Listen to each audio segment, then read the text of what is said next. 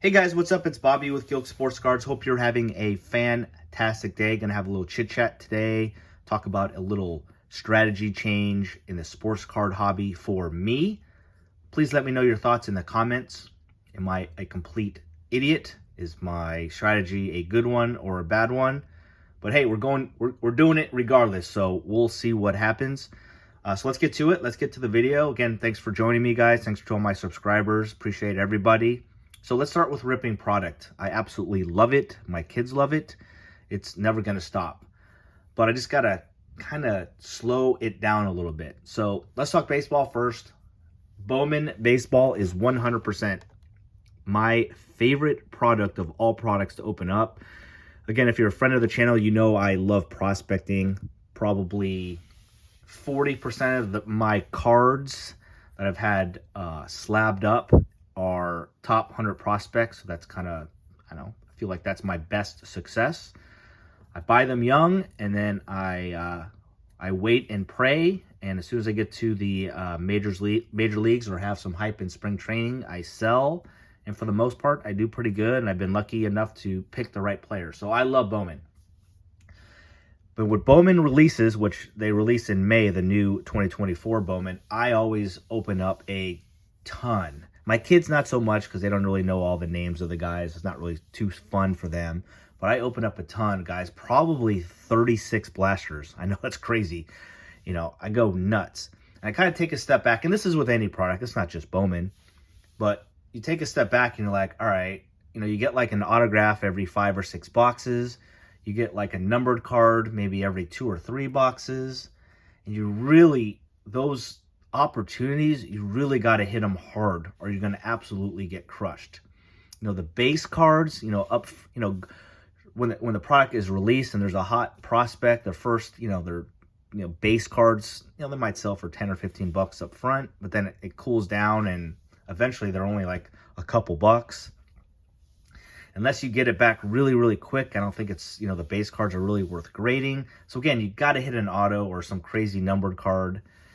And I'm not going to waste that money anymore. So I am going to open up Bowman. I can't stop. But the whole opening up, 36 to 40 blasters and then get into the mega boxes when those come out as well, I'm not going to do that. I'm going to try to cut it to about a third.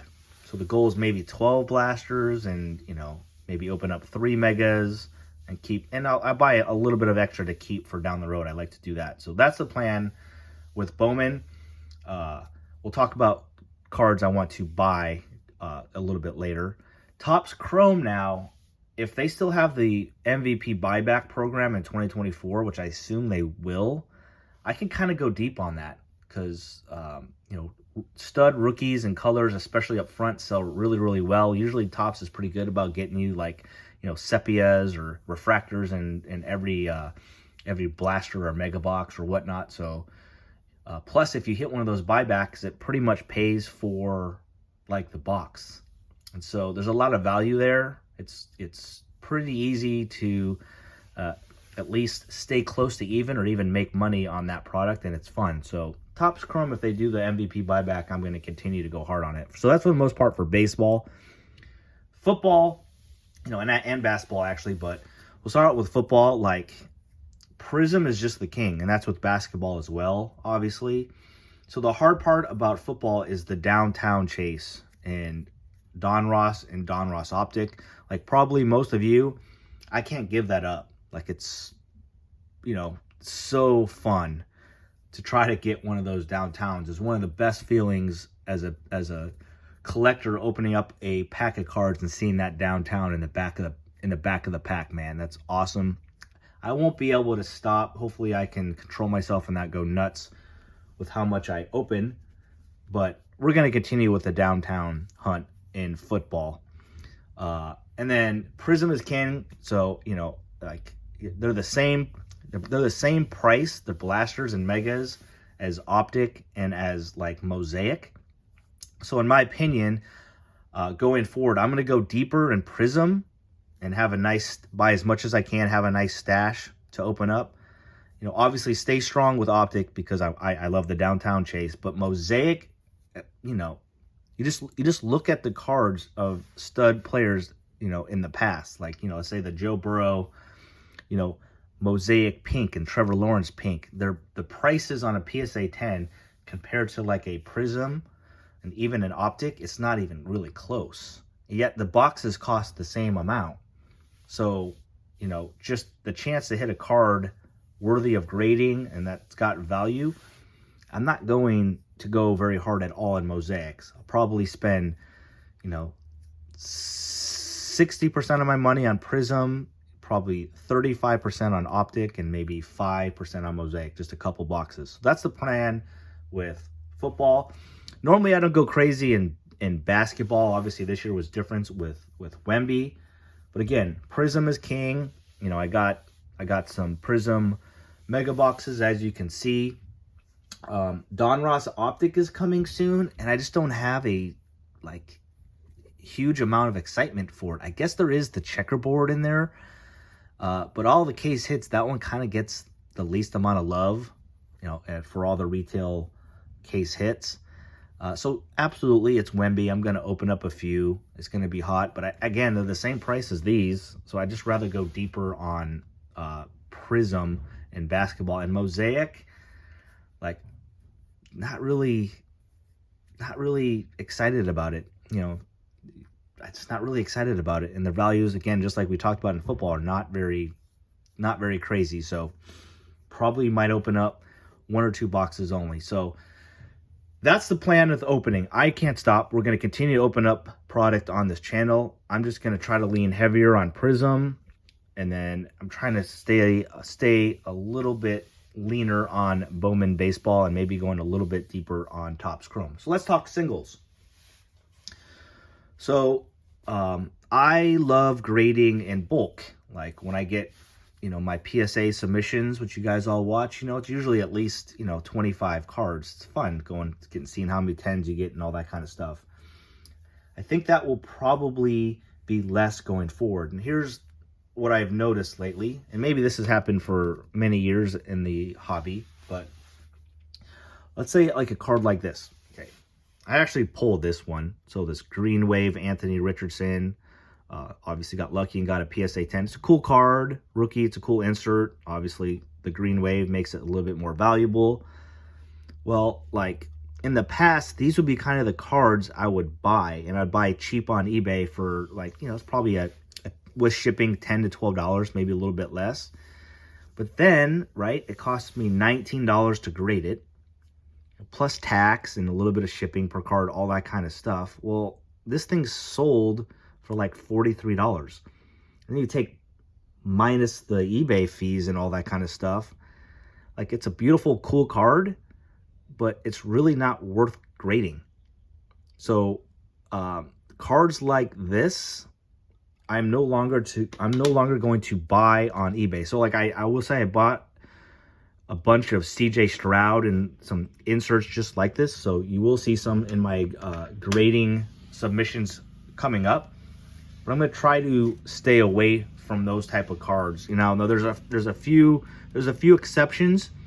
So I've been buying some CJ Stroud base cards. The prices are going up, so you got to be careful. But these look really well centered. But on a PSA 10, these are selling for almost $150, and I'm buying these for like 25 to 30. So it's worth the gamble on some. I'm sure Wemby is the same thing on Wemby, and some singles from base on certain players. But for the most part, the inserts like this, I'm staying away from. And I'm gonna start buying, not this player, I'm gonna start buying, saving my money, buying less cards. So I'm gonna buy less of inserts like this, and I'm gonna buy the players like silvers. I'm not gonna buy their discos. You know, I'm not gonna probably buy their, you know, their green or whatever parallel you want. I'm just gonna save money and try to buy the cleanest silvers that I can. And so again, there'll be less submissions, there'll be less cards and PSA grading, but if I hit the 10, it's going to be huge potential. And even if I hit the 9, I will make a little bit of money, or worst case break even. Now, like this card, if I hit a 9 here, I'm getting absolutely destroyed. So in my opinion, I'm staying away from inserts and the lower price kind of cards and going into like silvers. Okay, so that's the game plan there. So again, some players, like I've been looking at Will Levis. Again, I'm still in the quarterback market. Anthony Richardson. I think CJ Stroud just a little bit out of my price point. He's so hot right now. It's not really the smartest decision to buy his cards, unless if you get a 10, you're going to kill it. But I just assume the majority of those are already at PSA. So I'm gonna try to get those type of players in silvers. In baseball, I'm actually gonna start staying away from buying, like, now this isn't a first, but like a player's parallel and a first, because for me, I'm seeing the same thing. Like, if you don't hit that PSA 10, I've been losing money even on some of the top guys, or barely breaking even. But I am going to, I don't have an example here. Let's just pretend that this is a prospect. I'm gonna get more into autographs for Bowman products. So we're gonna buy more. We're gonna save our money. Instead of buying all these parallels and Bowman, we're gonna save our money, and we're just gonna buy well-centered autographs of the top prospects and grade it that way. So that's the change. Basically, what I'm trying to tell you guys, I'm trying to go from like a low end to slightly mid-end grader to more of a mid-end and slightly high-end is what's the goal. So I'll be sending less cards to PSA, but they're going to have a lot more potential if they hit 10s. And I think, for the most part, if I unfortunately read it wrong and it gets a 9, I should still make a little bit of money, or worst case, break even. When a lot of these cards that I'm sending in, like this one, I sold this for 40 a couple days ago. Well, the card cost me 25, and it cost $19 to grade it. So, plus taxes and shipping, all that kind of stuff, I got absolutely destroyed. But if this was a Jalen Hurts silver, and I got a worst case of PSA 9, I think the value goes up because it's a silver, and I might break even for it. And if I get a 10, I'm going to absolutely kill it. So that's the plan going forward. Now, I will have a PSA submission video coming up here in the next day or two, and I hadn't started this strategy as of yet, so you'll see some cards like this and that Anthony Richardson Green Wave portals and things like that. But starting today, that's all I'm looking to buy are silvers, nice autographs, and all that kind of stuff. So anyway, that's it. Sorry, I hope I didn't bore you guys today, but just kind of wanted to talk through in my head and to you guys out loud my strategy, and would love your thoughts in the comments. If you guys have a strategy that you guys have been working on, please share with all of us. Have a great day. Have a great week. Thank you so much for hanging out and watching the video, and we'll see you on a video tomorrow, guys. Peace.